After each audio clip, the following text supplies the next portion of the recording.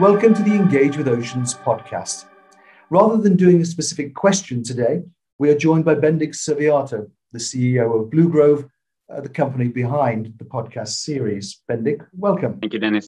What is Engage with Oceans? Well, that's a very good question. So Engage with Oceans is a solution-based ocean support initiative that aims to collect and share knowledge amongst and beyond the people who care for our oceans. So it's for everyone who works, lives, interacts, and cares for our oceans. Why did Bluegrove launch this initiative now? We feel that as an aquaculture company, we need to help the ocean as much as anybody else. And while we are focusing on understanding fish behavior, that doesn't solve all of the issues that our oceans are facing today. So that is why we need to engage with other people. And we need to listen to all voices, critical as well. So that's why we try to collect and share knowledge. There are people out there in the sort of the wider community for ecological activists, green campaigners, who say that we should just move away from the oceans completely, that we should leave the ocean on its own to recover and repair itself, and that we should not now be engaging with it. Why do you think we should be engaging with the oceans? We are an aquaculture company. And so we are working with the oceans every day, and we need it for ourselves. But it's not only for ourselves as a company, we need it to survive. And first of all, some cynical people might see that this is a way to also greenwash what we're doing and just promote our own technology. But I'm really feeling this responsibility to heal the oceans and improve from where we are currently today. But I feel that even though there is some good points in if we just leave the oceans alone, they will heal over time. I see that nature is doing that overall. It's taking back. Nature is spreading when you leave it alone. So that could solve it over the long term thinking. But I feel we can do more. And by engaging with the oceans, we can accelerate this. But it starts by understanding what's happening and then doing measures based on that. As we exploit the oceans at the moment, there are voices warning of disaster, aren't there? How long do you think we can continue engaging as we have been doing in the past? I feel that at the current rate of exploitation, we will soon run out of resources. And this you can read about every day. Deforestation, water shortages, species facing extinction, both on land and at sea. So this is not only relating to the oceans, but looking at the oceans and just the fisheries, for instance, the way we are reaching the limits of what you can harvest from the sea and the oceans right now. So it's basically the only area left where we're doing hunting. And hunting works well when you do it to a sustainable grade. You're not harvesting more than the nature can handle. But where we are now, we are over that capacity. So we need to act fast. So with Engage with Oceans, then, are we looking at really the start of a mission? Are we looking at a set of objectives? Our first objective will be to create a mission statement in partnership with others. So a shared plan of action of what we can all agree on and that we can all commit to. So we already know that we agree on the broader terms and broader themes. For instance, we agree that we must improve our understanding of both the natural ecology and how human activity affects the oceans. And we also agree that it's important to observe and analyze what's going on both in the oceans and away from the oceans. But we cannot fix this unless we understand it first. So we need to start there and really sharing knowledge of what's happening. And then we can start acting upon that. Sounds like the start of a very wide conversation. It's not just going to be producers or technologists or even green campaigners. You see academics, you see critical voices in this dialogue? I see all stakeholders can participate in this dialogue. So that's the whole goal here. We see at Bluegrove, we only understand part of this. So we would like to invite others, everyone that have a voice in this to share their opinion. And that goes from consumers to policyholders, but also critics. We shouldn't keep any voices down, and we should give a platform for everyone to share their opinion.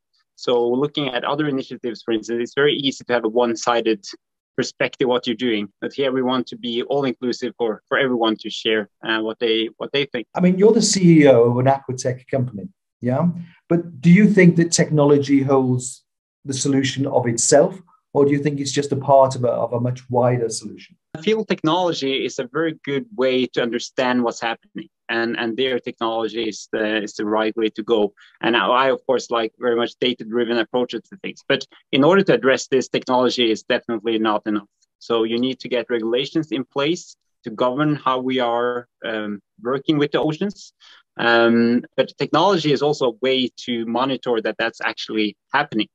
But more than that, we need to just bring awareness of what's happening with the oceans to everyone, which I feel is happening now in these times. More awareness is happening, but we still need to share the knowledge and facts of what's happening here, so that we can all make each and own decisions that we see is affecting the ocean. How much integration do you think there has to be between what goes on the sea and what is going on the land? You can't treat these two things as separate entities. One reacts with the other. How important is it, do you think, to have voices there from land-based food production as well? So this is not a separate system. You cannot look at the oceans by itself. Really, everything we're doing is affecting the oceans. So you see that from plastic pollutions, for instance, it all ending up in the oceans in the end. Also with CO2 emissions, that's being now absorbed by the oceans and leading to acidification, which is very, very detrimental to the ocean. So first off, I see the oceans as the lungs that we have, and we are all on the same planet Earth. And others have spoken well of as a spaceship that's just traveling through our solar system. And we need to treat all of this with the respect that it deserves. So we need to look at the oceans in a broader scope of everything we're doing that's affecting it, but at least with the mission of preserving and healing the ocean that we do have. Admirable ambitions, I have to say, and we've seen huge initiatives in the past, much bigger even than the start of this. I guess I have to ask, who pays? How is this paid for? Yeah, absolutely. So you're right, our goals are lofty and hairy, and that itself can sometimes prove problematic. And many people are skeptical of companies that set out to do what's good for the planet and the plants, animals, and the people that inhabit it. But for us, this is not just the best solution in that food production must be inclusive and sustainable over the longer term, or else we have failed as a society. So this is, in fact, the only solution. So we all need to chip in and pay to address this. Otherwise, there is no more us. So we believe that, for a business to be economical, sustainable, it must be responsible. And what we're actually creating here is a competitive advantage for everyone and anyone who wants to get on board. The capacity for aquaculture is quite high, and we have a population on planet Earth which continues to grow quite sharply. Do you think that's a driver for what's going on? It's not just ecology, it's also the food security angle. I really see those connected, ecology and food security. So future food security and the creation of a resilient food system will rely on our ability to understand and respect the needs of species. And that goes from plankton, plants, from fish to fowl, and of course, people.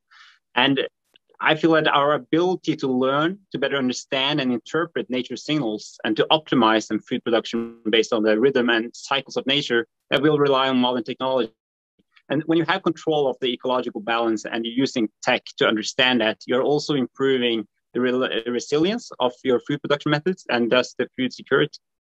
I don't think anybody starts an initiative like this without really deep down feeling optimistic that solutions can be found. Should we choose a date, 2050?